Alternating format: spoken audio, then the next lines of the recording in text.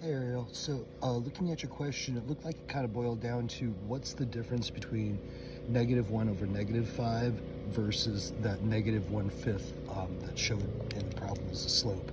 So they're not the same thing. If we think of, well, literally, this one has two negative signs and this one only has one.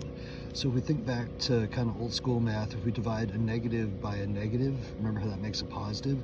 So -1 over -5 is actually the same thing as +1/5. Versus this -1/5 that was given in the problem. So we can write that with the sign in front. We can think of it as -1 divided by 5 or +1 divided by -5.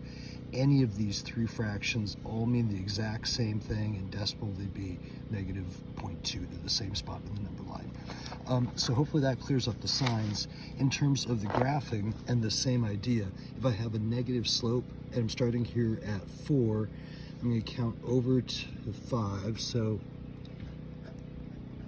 if I'm doing this one, so -1/5, this is my rise and my run.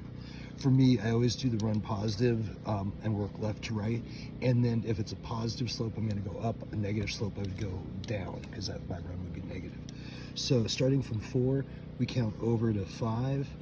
So that's my +5. And then for me, like I said, I think of it as going with the 1.